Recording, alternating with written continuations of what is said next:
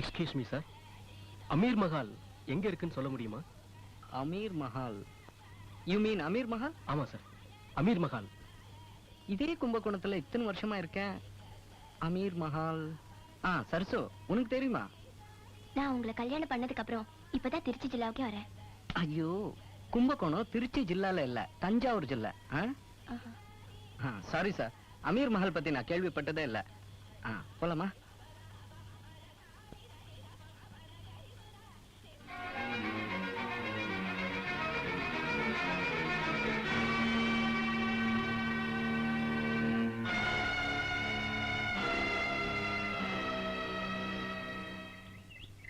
ஐயோ, நீ எல்லாம் எனக்கு ஒரு சிஷ்யனாடா?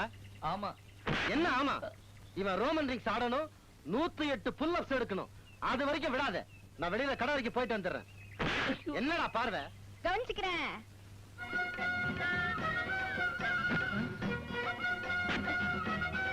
ஐயோ,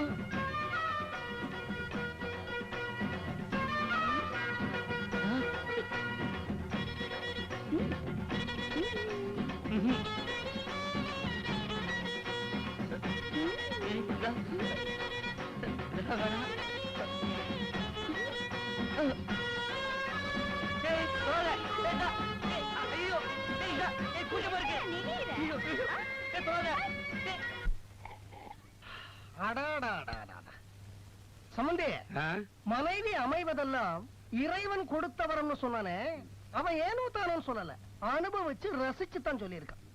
தும்பப்பூ மாதிரி இட்லி, அளவான காரத்தோட அழகான தக்காளி சட்னி, கள்ளிப்பால் மாதிரி திக்கா ஸ்ட்ராங்கா காப்பி.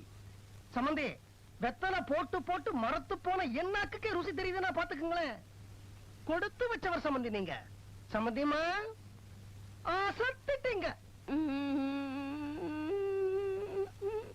தக்காளி சட்னியா இது? நான் வெங்காய சட்னி நினைச்சுக்கிட்டு இருக்கேன். சம்பந்தி இவ்வளவு தூரம் பாராட்டி பேசுற டிஃபனை எந்த மருமக டிஃபன் பண்ணது? இந்த குசும்பு தானே வேண்டாங்கிறது. இந்த 28 வருஷ வாழ்க்கையில ஒரு நாளாவது, ஒரு வேளையாவது என் சமையலை பத்தி ஒரு வார்த்தை புகழ்ந்து பேசிருக்கீங்களா? போடுறத வலிச்சு வலிச்சு திங்க வேண்டியது, ஹோட்டல்ல எந்திரிச்சு போற மாதிரி எந்திரிச்சு போயிட வேண்டியது. என்ன பண்றது? கணவன் அமைவதெல்லாம் கடவுள் செஞ்ச சதி. இல்ல, எல்லாம் அந்த சம்பந்தி செஞ்ச சதி. லட்சுமி, சம்பந்திக்கு சமைச்சு போட நாதி கிடையாது. பிடிச்சிருக்கோ பிடிக்கலையோ பாராட்டி பேசினாதான் அடுத்த வேளை டிஃபன் கிடைக்கும். எனக்கு அப்படி இல்லையே, நீ இருக்கியே. ஒரு 2 இட்லி போட. போதும், போட்டு போட்டு என்ன சுகத்தை கண்ட. கையும் மனசும் மறத்து போனதுதான் மிச்சம். அப்படிலாம் சொல்லாத லட்சுமி, சம்பந்தி கரெக்டா தான் சொல்லியிருக்காரு. இட்லி தும்பப்பு மாதிரி தான் இருக்கு. எனக்கு தான் இத்தனை வருஷம் தெரியாம போயிடுச்சு. ஒரு 2 இட்லி போட. 2 மெதுவா, தும்பப்பு மேல விழுந்துற போகுது. வெங்காய சட்னி போடு. தக்காளி சட்னி. தக்காளி தக்காளி பாத்து. என்ன அன்பு? என்னதே? தும்பப்பூன்னு.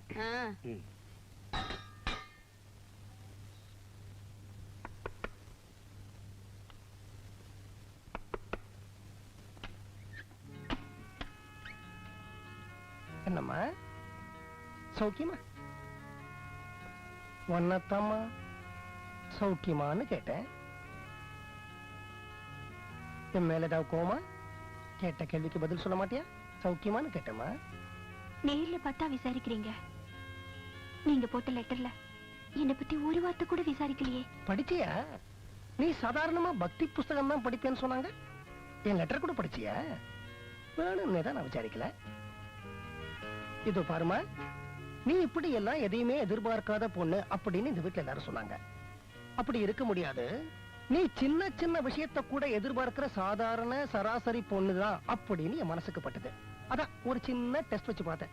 பாரு, லெட்டர்ல ஒன்ன நான் சௌக்கியமானு விசாரிக்காதது உன் மனசை எவ்வளவு பாதிச்சிருக்கு.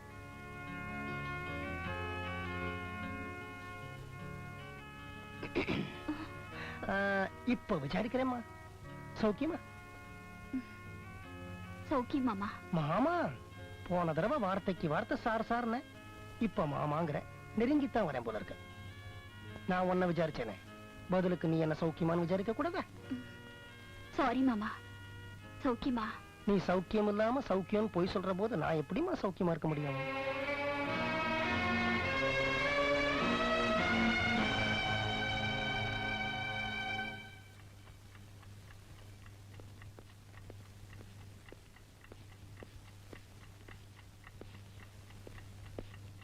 Absolutely no problem mister Sathyamoorthy.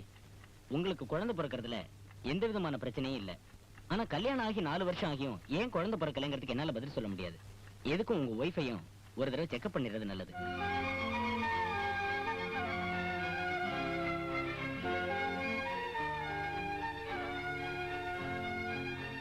Durga,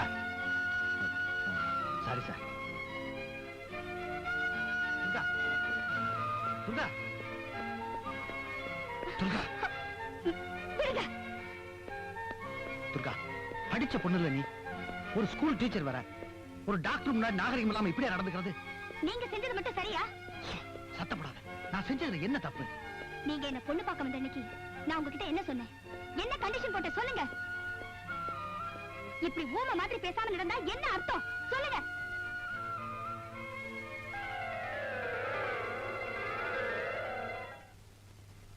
எனக்கு அப்பா கிடையாது, அம்மா உலகம் தெரியாதவங்க. நானு, எங்க அம்மா, வயசுக்கு வந்த 2 தங்கச்சிங்க. இந்த 4 பேரும் என் டீச்சர் சம்பளத்துலதான் வயிறு வளர்க்கணும். என் தங்கச்சிங்களை கரையேற்றுற பொறுப்பு எனக்கு இருக்கு.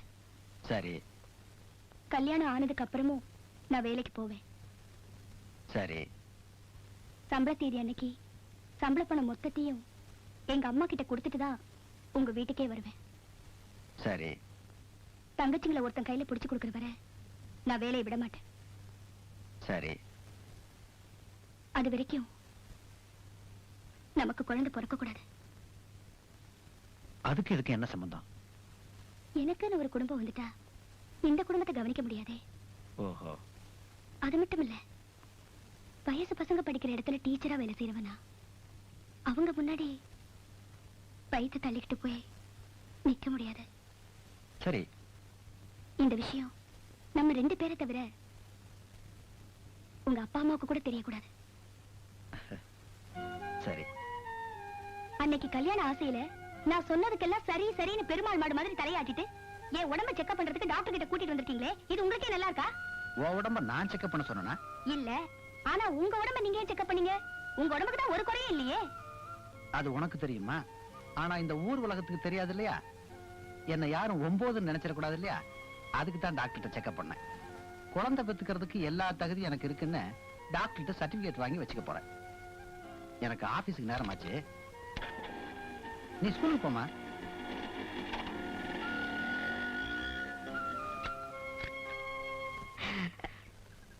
சரசு, நான் வாழ்க்கையில ஒரே ஒரு தடவை தப்பு பண்ண இடம் இதுதான்.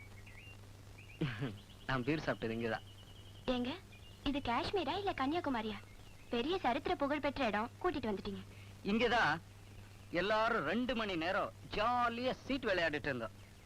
அதுல ஒரு ஃப்ரெண்டு, டேய் ஜாலியா எல்லாரும் தண்ணி அடிச்சா எப்படி இருக்கும்னு கேட்டான். நான் எவ்வளவோ கெஞ்சி பார்த்தேன். டேய், எங்க அப்பா கோயில் தர்மகர்த்தாடா, மான மரியாதையோட வாழ்றோடான்னு கேட்டாங்களா? பிடிவாதமா என் கையில பீர் பாட்டில் வச்சுட்டாங்க படுபாவி பசங்க. இங்கதான் என் முதல் அரங்கேற்றம். நான் வாந்தி எடுத்த இடத்தை காட்டுறவா. இங்கதான் இதே இடத்துலதான் அசிங்கப்படுத்திட்டேன்.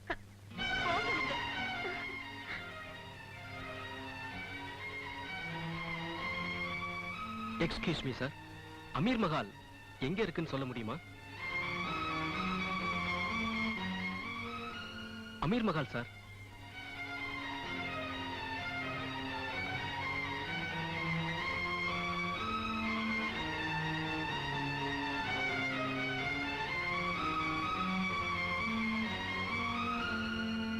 என்னங்க, அன்னைக்கு இதே ஆளு தானே கும்பகோணம் கோயில்ல அமீர் மஹால் எங்க இருக்குன்னு விசாரிச்சாரு? இன்னைக்கு 25 கிலோமீட்டர் தள்ளி வந்து இந்த இடத்துல மறுபடியும் அதையே கேக்குறாரு.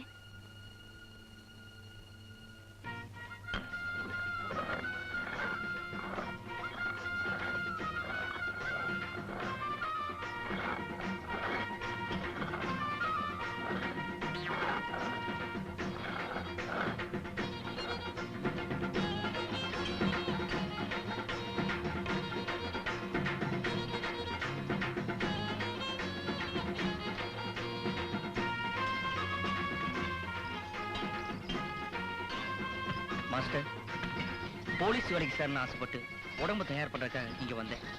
அது நடக்காது போல இருக்கு. நான் எங்கேயாவது குர்கா வேலைக்கு சேர்ந்துடுறேன். என்னை விட்டுருங்க மாஸ்டர். ஒரே சின்னமா